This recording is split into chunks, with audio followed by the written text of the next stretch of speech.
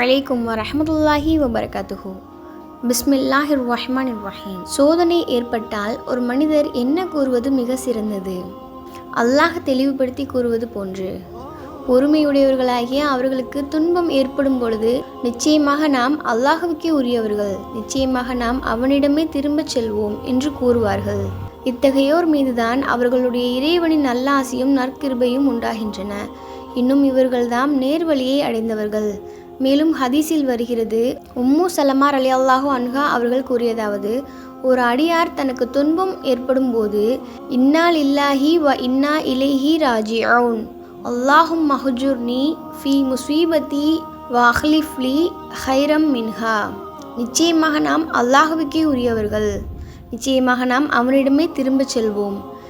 யா அல்லாஹ், எனக்கு ஏற்பட்ட சோதனைக்கு கூலியை தருவாயாக, எனக்கு இதைவிட சிறந்ததை பகரமாக தருவாயாக என்று கூறினால் அவர் துன்பம் அடைந்ததற்காக அவருக்கு அல்லாஹ் நன்மையை வழங்கி அதைவிட சிறந்த ஒன்றே அதற்கு ஈடாக வழங்காமல் இருப்பதில்லை என அல்லாஹ்வின் தூதர் ஸல்லல்லாஹு அலைஹி வஸல்லம் அவர்கள் கூறியதை நான் கேட்டேன்.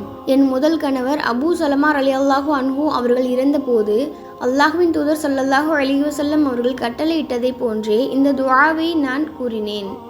அல்லாஹ் அபூ சலமாவை விட சிறந்தவரான அல்லாஹ்வின் தூதரையே எனக்கு மாற்றாக கணவராக வழங்கினான். ஆகையால் இன்னா லில்லாஹி வ இன்னா இலைஹி ராஜிஊன் என்று கூறுவதுடன் சேர்த்து அல்லாஹும் மஹ்ஜுர்னி ஃபி முஸீபதி என்றோ அல்லாஹும் மஹ்ஜுர்னி ஃபி முஸீபதி வ அஹ்லிஃப்லி ஹைரம் மின்ஹா என்றோ ஓதுவது சிறப்பானது.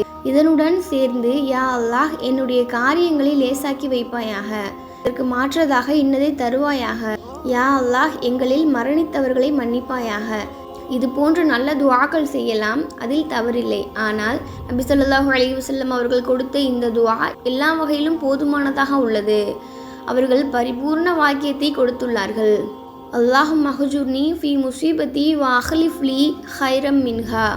அல்லாஹ் இந்த சோதனைக்கு பதிலாக அதைவிட சிறந்ததை கொடுத்துவிட்டால் அவரின் தேவை பூர்த்தி அடைகிறது. எல்லா புகழும் அல்லாஹ்வுக்கே.